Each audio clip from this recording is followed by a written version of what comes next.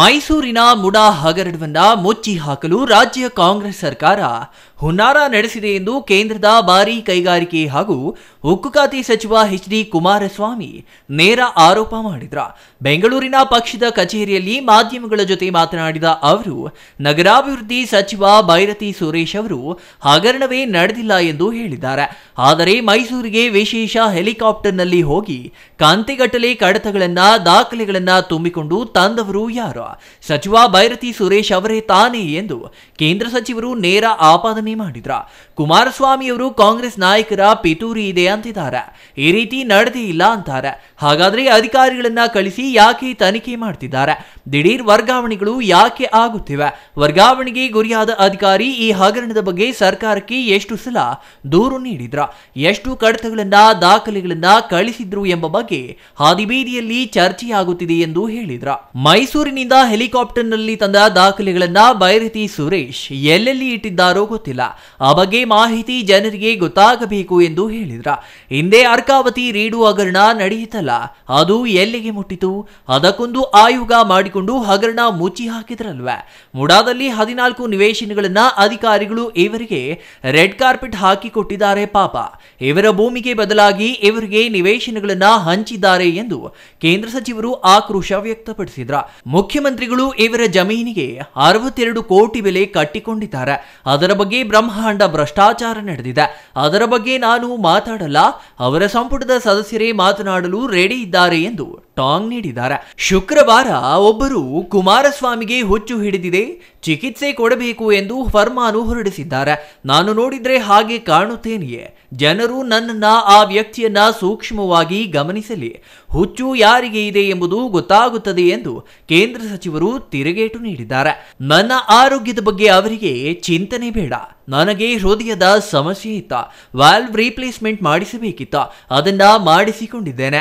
ನನ್ನ ಬಗ್ಗೆ ಅವರಿಗೆ ಯಾಕೆ ಚಿಂತೆ ಎಂದು ಅವರು ಕೇಳಿದ್ರ. ಚನ್ನಪಟ್ಟಣ ಕ್ಷೇತ್ರಕ್ಕೆ ಅಭ್ಯರ್ಥಿಯಾಗಲು ಹಲವಾರು ಹೆಸರುಗಳು ಚರ್ಚೆಯಲ್ಲಿವೆ. ಅಂತಿಮವಾಗಿ ಕಾರ್ಯಕರ್ತರ ಅಭಿಪ್ರಾಯದಂತೆ ತೀರ್ಮಾನ ಮಾಡುತ್ತೇವೆ.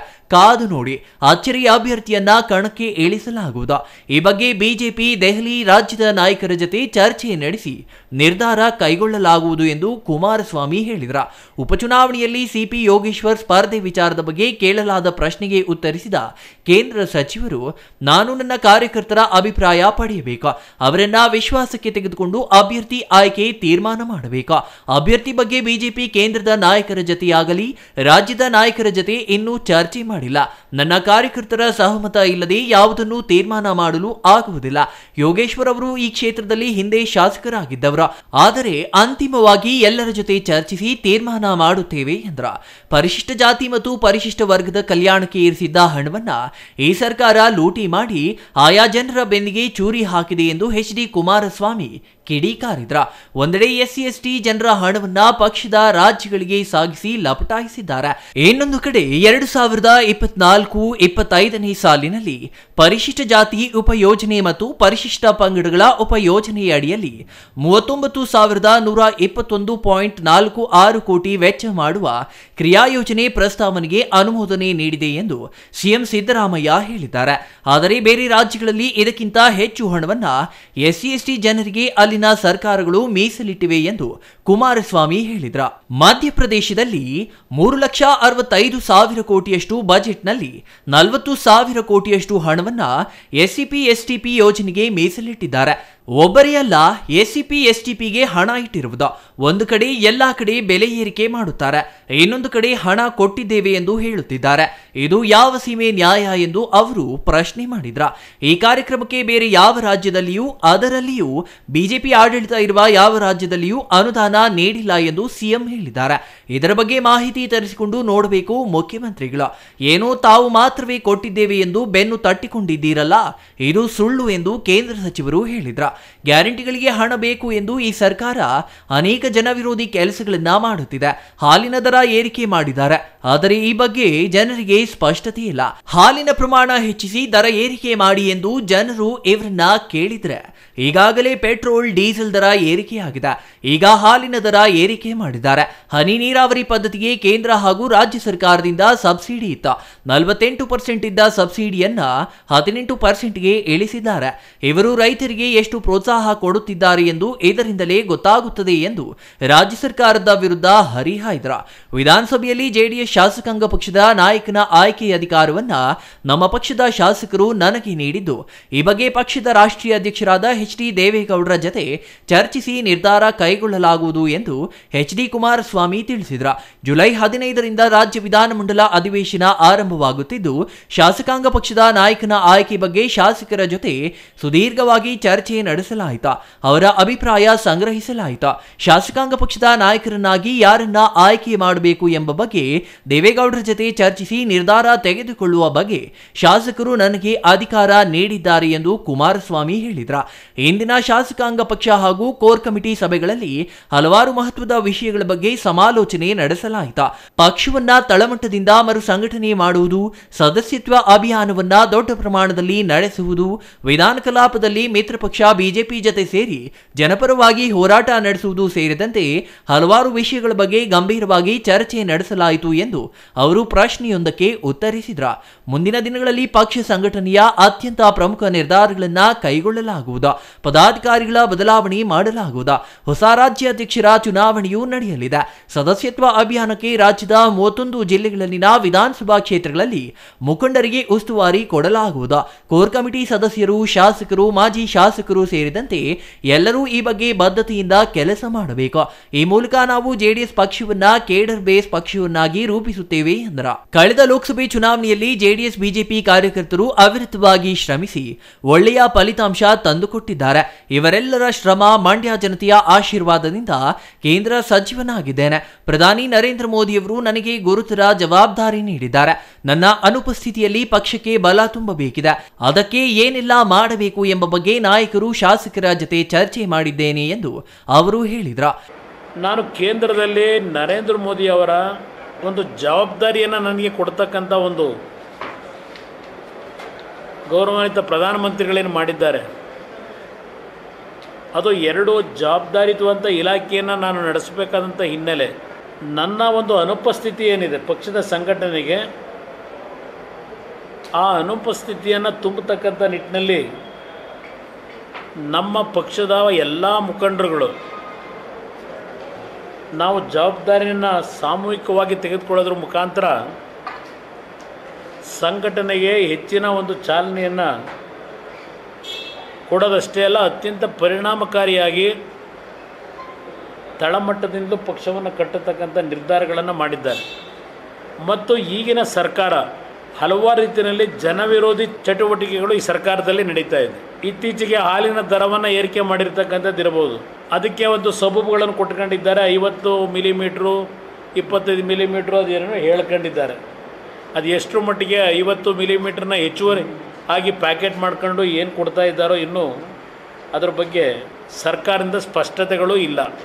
ವಿದ್ಯುತ್ ಶಕ್ತಿ ಇಲಾಖೆಯಲ್ಲಿ ಹೊಸದಾಗಿ TCಗಳನ್ನು ರೈತರು ಪಡೀಲಿಕ್ಕೆ ಅರ್ಜಿ ಹಾಕಿದ್ರೆ ಸುಮಾರು 2.5 ಲಕ್ಷ ರೂಪಾಯಿಗಳನ್ನು ರೈತ ಕಟ್ಟಬೇಕು. ಇವತ್ತಿನ ಪರಿಸ್ಥಿತಿಯಲ್ಲಿ ರೈತನಿಗೆ 2.5 ಲಕ್ಷ ಕಟ್ಟತಕ್ಕಂಥ ಆರ್ಥಿಕ ಶಕ್ತಿಯನ್ನು ಏನಾದರೂ ಕೊಟ್ಟಿದ್ದಾರಾ? ನಿನ್ನೆ ನಮ್ಮ ಮುಖ್ಯಮಂತ್ರಿಗಳ ಒಂದು ಹೇಳಿಕೆಯನ್ನು ಗಮನಿಸಿದೆ. ಮುಖ್ಯಮಂತ್ರಿಗಳು ಮತ್ತು ನಮ್ಮ ಸಮಾಜ ಕಲ್ಯಾಣ ಇಲಾಖಾ ಮಂತ್ರಿಗಳು SCP STPಯ ಒಂದು ಕ್ರಿಯಾ ಯೋಜನೆಯನ್ನು ಸಿದ್ಧ ಮಾಡಿದ್ದಾರೆ, ಕ್ರಿಯಾ ಯೋಜನೆಯನ್ನು ಘೋಷಣೆ ಮಾಡಿದ್ದಾರೆ. ಮುಖ್ಯಮಂತ್ರಿಗಳು ಹೇಳಿದ್ದಾರೆ 39,000 ಕೋಟಿ ಕ್ರಿಯಾ ಯೋಜನೆಯನ್ನು ತಯಾರು ಮಾಡಲಿಕ್ಕೆ ಒಪ್ಪಿಗೆ ಕೊಟ್ಟಿದ್ದೇವೆ. ಇವತ್ತು ಯಾವ್ಯಾವ ಇಲಾಖೆಯಿಂದ ಎಷ್ಟೆಷ್ಟು ಹಣವನ್ನು ಈ ಕ್ರಿಯಾ ಯೋಜನೆಗಳಿಗೆ ಹಂಚಿಕೆ ಮಾಡಬೇಕು ಅಂತಕ್ಕಂಥದ್ದು ನಿರ್ಧಾರ ಮಾಡಿದ್ದೇವೆ. ಇದೆಲ್ಲವನ್ನು ಹೇಳ್ಕೊಂಡಿದ್ದಾರೆ. ಮತ್ತೊಂದು ಮಾತು ಹೇಳಿದ್ದಾರೆ BJP ನಾಯಕರಿಗೆ, ಇವತ್ತು ನಾವು ತೆಗೆದುಕೊಂಡಿರ್ತಕ್ಕಂಥ ಈ ಒಂದು SCP STPಯ ಕಾರ್ಯಕ್ರಮಕ್ಕೆ ಬೇರೆ ಯಾವ ರಾಜ್ಯದಲ್ಲಿ BJPಯವರು ಸರ್ಕಾರ ನಡೆಸ್ತಂಥದ್ರ ಕಡೆ ಈ ಒಂದು ದೊಡ್ಡ ಭಾರಿ ಪ್ರಮಾಣದಲ್ಲಿ SCP STP ಗ್ರ್ಯಾಂಟ್ ಕೊಟ್ಟಿದ್ದಾರೆ ಅಂತ ಹೇಳಿ ಏನು ನೆನ್ನೆ ಬೆನ್ನು ತೊಟ್ಕೊಂಡಿದ್ದೀರಲ್ಲ, ಈ ಒಂದು ದೊಡ್ಡ ಪ್ರಮಾಣದಲ್ಲಿ ಯಾವ ರಾಜ್ಯದಲ್ಲಿ ಮಾಡಿದ್ದಾರೆ? 2 ದಿವಸದಿಂದ ಮಧ್ಯಪ್ರದೇಶದಲ್ಲಿ ನಿಮಗಿಂತಲೂ ಹೆಚ್ಚಿನ ರೀತಿಯಲ್ಲಿ ಅನುಷ್ಠಾನಕ್ಕೆ ತಂದಿದ್ದಾರೆ. ಮುಖ್ಯಮಂತ್ರಿಗಳ ಗಮನಕ್ಕೆ ತರಲಿಕ್ಕೆ ಬಯಸ್ತಾ ಇದ್ದೇನೆ. ಇನ್ನು ಇತ್ತೀಚೆಗೆ ಪಾಪ ನಿಮ್ಮೆಲ್ಲರ ಗಮನವನ್ನು ಮೈಸೂರಿನ ಸಾಂಸ್ಕೃತಿಕ ನಗರದ ಕಡೆಗೆ ಸೆಳೆದಿದ್ದಾರೆ. ನಿಮ್ಮ ಗಮನವನ್ನೆಲ್ಲ. ಮೈಸೂರಿನ ಸಾಂಸ್ಕೃತಿಕ ನಗರ ಅಂತಕ್ಕಂಥದ್ದೇನಿದೆ, ಆ ಒಂದು ನಗರದಲ್ಲೂ ಸಹ ಮೂಡಾ ಹೆಸರಿನ ಒಂದು ದೊಡ್ಡ ಹಗರಣದ ಬಗ್ಗೆ ಮಾಧ್ಯಮದ ಸ್ನೇಹಿತರು ಇವತ್ತೇನು ವಿಷಯಗಳನ್ನು ಜನತೆ ಮುಂದೆ ಇಡ್ತಾ ಇದ್ದೀರಿ. ನಮ್ಮ ನಗರಾಭಿವೃದ್ಧಿ ಇಲಾಖೆ ಸಚಿವರು ನಿನ್ನೆ ಚಾಮರಾಜನಗರದಲ್ಲಿ ಒಂದು ಮಾತು ಹೇಳಿದ್ದಾರೆ. ಹಗರಣವೇ ಆಗಿಲ್ಲ ಮೂಡಾದಲ್ಲಿ. ಕುಮಾರಸ್ವಾಮಿಯವರು ಹಗರಣವನ್ನು ಕಾಂಗ್ರೆಸ್ನ ನಾಯಕರ್ಯಾರೋ ಮುಖ್ಯಮಂತ್ರಿಯ ಕುರ್ಚಿಗೆ ಟವಲ್ ಹಾಕಿರೋರು ಈ ಹಗರಣವನ್ನು ದೊಡ್ಡ ಮಟ್ಟದಲ್ಲಿ ಹೊರಗಿಡ್ತಾ ಇದ್ದಾರೆ ಅಂತಕ್ಕಂಥ ಹೇಳಿದ್ರು. ಹಗರಣವೇ ನಡೆದಿಲ್ಲ ಅಂತ ಹೇಳಿದ್ದಾರೆ ನಿನ್ನೆ ಚಾಮರಾಜನಗರದಲ್ಲಿ ನಮ್ಮ ನಗರಾಭಿವೃದ್ಧಿ ಇಲಾಖೆ ಸಚಿವರು. ಹಗರಣವೇ ನಡೀತಾ ಇದ್ದ ಮೇಲೆ ಯಾರೋ ಅಧಿಕಾರಿಗಳನ್ನ ಇಟ್ಕೊಂಡು ತನಿಖೆ ಯಾಕೆ ನಡೆಸ್ತಾ ಇದ್ದೀರಾಗಿದ್ದರೆ ಬೈತಿ ಸುರೇಶ್ ಅವ್ರಿಗೆ ಕೇಳ್ತೀನಿ, ನೀವು ಅಲ್ಲಿ ಚಾಮರಾಜನಗರದಲ್ಲಿ ಹೇಳಿಕೆಯನ್ನು ಕೊಟ್ಟಿದ್ದೀರಿ, ನನ್ನ ಹೆಸರನ್ನೇ ಹೇಳಿದ್ದಾರೆ, ನನ್ನನ್ನೇ ಪ್ರಸ್ತಾಪ ಮಾಡಿದ್ದಾರೆ. ಆಗಿದ್ದರೆ ಹಗರಣವೇ ಆಗದೇ ಇದ್ದರೆ ಯಾವುದೋ ಅಧಿಕಾರಿಗಳ ನಿಯೋಗ ಕಳಿಸಿ ಏನು ತನಿಖೆ ಮಾಡ್ತಾ ಇದ್ದೀರಿ? ಏನು ತನಿಖೆ ಮಾಡ್ತಾ ಇದ್ದೀರಿ? ವಿಶೇಷ ಹೆಲಿಕಾಪ್ಟರ್ನಲ್ಲಿ ಹೋಗಿ ಯಾವ್ಯಾವ ದಾಖಲೆಗಳನ್ನು ತುಂಬ್ಕೊಂಬಂದಿರಿ ಮೂಡಾ ಕಚೇರಿಯಿಂದ? ಯಾವ್ಯಾವ ದಾಖಲೆಗಳನ್ನು ತುಂಬ್ಕೊಂಬಂದಿದ್ದೀರಿ? ಪಾಪ ಮುಖ್ಯಮಂತ್ರಿಗಳು ಹೇಳಿದ್ದಾರೆ 62 ಕೋಟಿ ಮೂಡಾದರೆ ಕೊಡಬೇಕಂತೆ. ತಪ್ಪಾಗಿರೋದ ಮೂಡಾದವ್ರು ತಪ್ಪು ಮಾಡ್ಕೊಂಡವ್ರೆ. ತಪ್ಪು ಮಾಡ್ಕೊಂಡು ಕರೆದು ನಮಗೆ ಸೈಟ್ ಕೊಟ್ಟವ್ರೆ, ರೆಡ್ ಕಾರ್ಪೆಟ್ ಹಾಕಿ. ಮೂಡಾದಿಂದ ಅವರ ಜಲದರ್ಶಿನಿವರೆಗೆ ರೆಡ್ ಕಾರ್ಪೆಟ್ ಹಾಕಿ ಅವ್ರನ್ನ ಕರೆಸ್ಕೊಂಡು ಮೂಡಾ ಅಧಿಕಾರಿಗಳು ಪಾಪ 14 ಸೈಟ್ ಕೊಟ್ಟಿದ್ದಾರೆ. 14 ಸೈಟ್ನ ಏನೂ ಹಗರಣವೇ ತಪ್ಪೇ ಮಾಡಿಲ್ವಂತೆ. ಇವ್ರ ಸ್ವಂತ ಜಮೀನಂತೆ. ನಮ್ಮ ಜಮೀನಿಗೆ ನಾವು ತಗೊಂಡಿರೋದು ತಪ್ಪ? ನಮ್ಮ ಜಮೀನು ನಮ್ಮ ಗಮನಕ್ಕೆ ಬರದೆ ಇವತ್ತು ಮೂಡಾದವರು ಅಕ್ವೈರ್ ಮಾಡ್ಕೊಂಬಿಟ್ಟಿದ್ರು. ಇದೆಲ್ಲ ಹೇಳ್ಕೊಂಡಿದ್ದಾರೆ. ಪಾಪ ಮಂತ್ರಿಗಳು ಹೇಳಿದ್ದಾರೆ ನೆನ್ನೆ ದಿನ. ಅದೇನೋ ಅವ್ರ ಹೆಸರನ್ನ ನೆನೆಸ್ಕೊಳ್ಳದೇ ಇದ್ದರೆ ನಮಗೆ ನಿದ್ದೆನೇ ಬರಲ್ಲ, ಏನೋ ಹುಚ್ಚಾಸ್ಪತ್ರೆಗೆ ಸೇರಬೇಕು ಅಂತ ಹೇಳೋರು, ಮೆಡಿಕಲ್ ಟ್ರೀಟ್ಮೆಂಟ್ ತಗೋಬೇಕಂತ. ನನಗೆ ಪ್ರಾಬ್ಲಮ್ ಇತ್ತು, ಹೌದು, ವಾಲ್ವ್ ರಿಪ್ಲೇಸ್ಮೆಂಟ್ ಆಗಬೇಕಾಗಿತ್ತು.